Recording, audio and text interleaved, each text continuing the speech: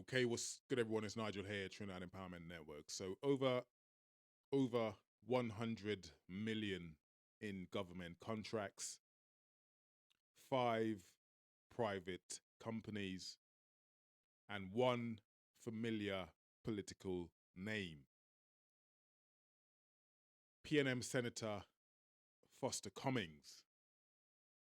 Now tonight, this evening, this morning, wherever you're watching from, we break down the Guardian media investigation, not to play politics, but to ask the difficult questions. The difficult questions about transparency, the difficult questions about accountability here in Trinidad and Tobago. Now, I must remind you that this is an allegation made by the Guardian newspaper. Whether it's true or not, I do not know. I am reporting merely on the allegation made by the Guardian newspaper as of today. This is what they have alleged.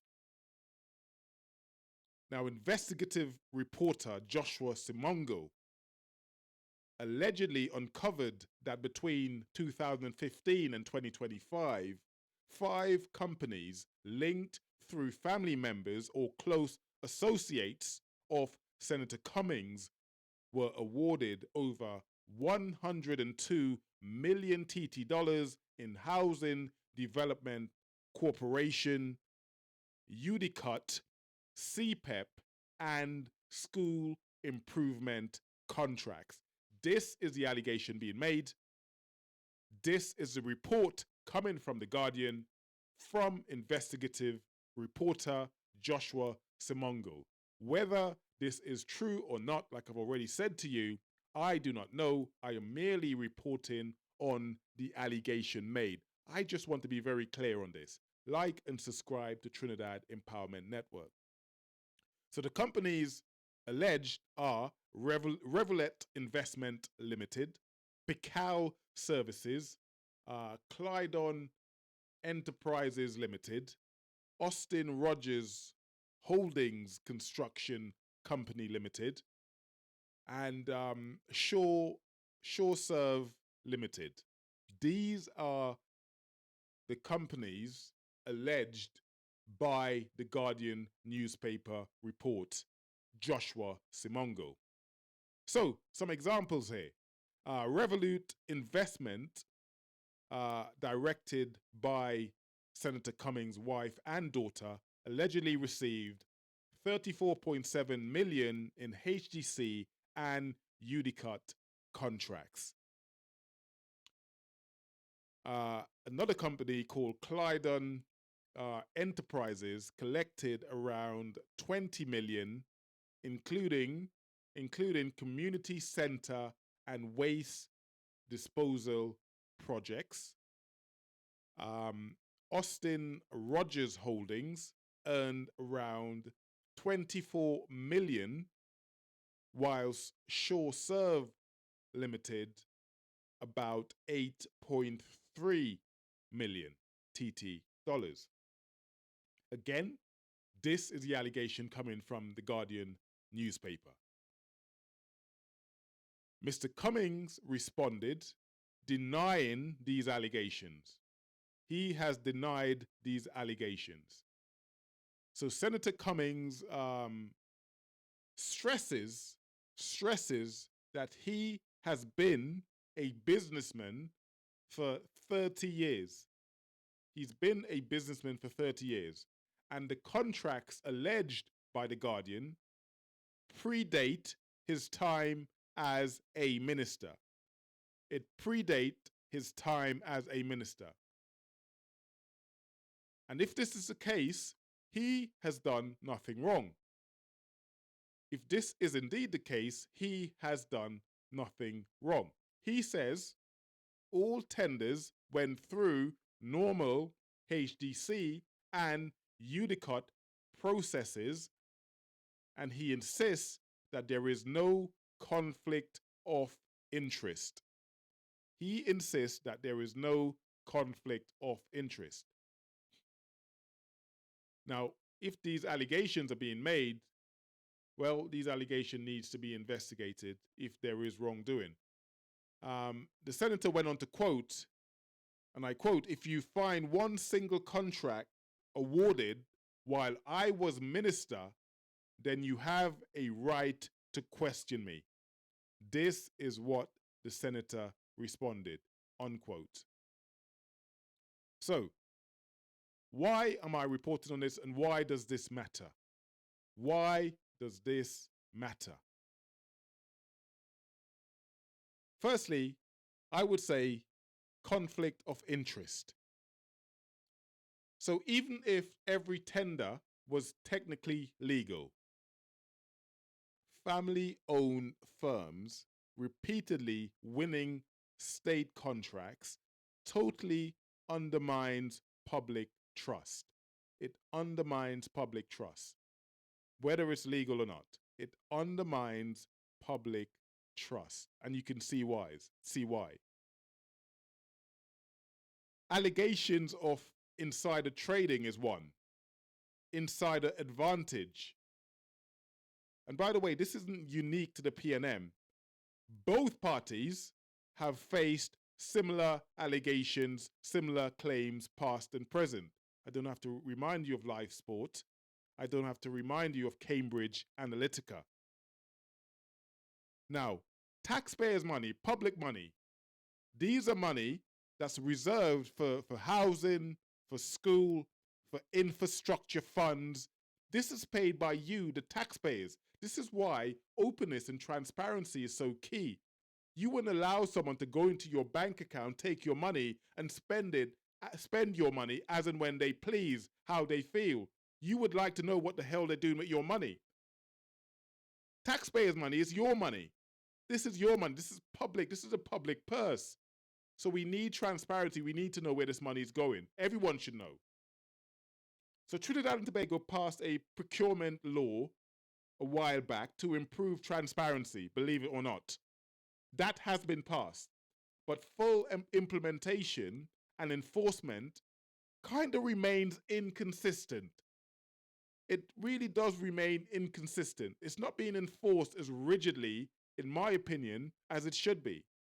And some of the key gaps I have found by comparison to what I've seen in other countries, is that there is no public register. There is no public register of beneficial ownership. Again, transparency, everything goes back to transparency and allowing the public, you, to see where your money is being spent. There's been limited independent auditing of awarded contracts. Again, you need to know who's being awarded these contracts to know whether it's fair or not. There should be a fair system, right, as to who is awarded these contracts. Freedom of information requests are slow and often resisted. I don't know why. It's slow and often resisted. All of these things need to change. This is why transparency is non-negotiable. Transparency remains and should be non-negotiable. If you're going into politics, you should know that transparency is non-negotiable. So let's be clear here. Running a business before entering politics is not a crime. It is not a crime, clearly. That would be silly. Many MPs and senators worldwide, Donald Trump being probably the most famous one, had businesses before they became politicians. They were all former business owners and remain business owners whilst in politics. But once you hold public office, you gain an advantage. You gain access to privileged information and influence that ordinary citizens do not. And that in itself creates an uneven playing field if not carefully managed. This is why we need oversight. This is why we need transparency. So I would give you an example. Take, for example, the UK.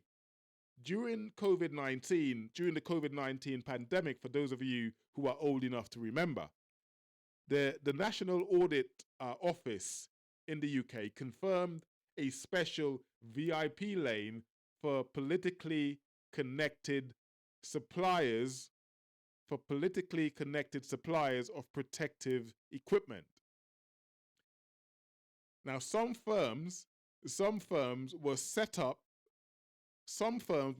just weeks earlier and still landed multi-million-pound contracts without open competition. You see the problem here? No minister was convicted of insider trading, but the process looked bad, and it eroded public trust. You see the problem here? So that's the core issue. Even when contracts follow the letter of the law, if the public cannot clearly see who benefits and why, this is where suspicion grows, and where suspicion grows, democracy weakens. I call for transparency, openness all the time. And I'm making this video today because you see the problem when it doesn't happen. And by the way, this isn't unique. This isn't unique to one party or one country even. This lack of transparency is the same weakness that lets multinational oil giants strike incredible deals in their favor in Trinidad, where we, the citizens, know very little about how much tax they really pay or how much of the wealth ever reaches the working class citizen. This must stop. This is why we stay broke. This is why there is money, there is lots of it in Trinidad. We just don't know where the money's going. And this is why I constantly call for openness and transparency. So I want to finish today by leaving a question for the viewers and leaders in Trinidad and Tobago. Should politicians and their immediate families be barred from bidding on state contracts whilst in public office? Comment, let me know what you think. Should every government contract above a set value, publish the names of all beneficial owners? What do you think? Because I know what I think, but I want to hear what you think. How can citizens push for stronger enforcement of procurement laws? How can they push for stronger enforcement of procurement laws? Because it's needed. It's already there. It's just not being adhered to strongly enough. So, my call to action here is transparency. Transparency is key. Transparency is key. Transparency isn't anti-PNM or pro-UNC. It's pro-Trinidad and Tobago. It is pro-Trinidad and Tobago. So if you want to go and read the full Guardian investigation yourself, do so. And when you're done, file your own Freedom of Information request, because you're allowed to do it. Demand your MP's support and full implementation of procurement law and real penalties for conflicts of interest. You are allowed to do this. The law is already there. So you have to remind yourself that public money, the public purse, is your purse. How that money is spent is determined by the people you put in power. That's your money. That's not their money.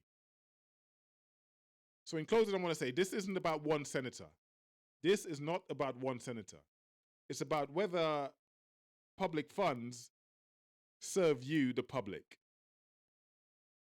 Whether it serves you, the public, or just the well-connected. And if it's the latter, then we must do better. So, this is where I'd end the video. I'd like to know your thoughts on this, the Guardian's report on this. I'm only bringing you what the Guardian has reported, by the way. They've made an allegation. The senator has completely and utterly denied it.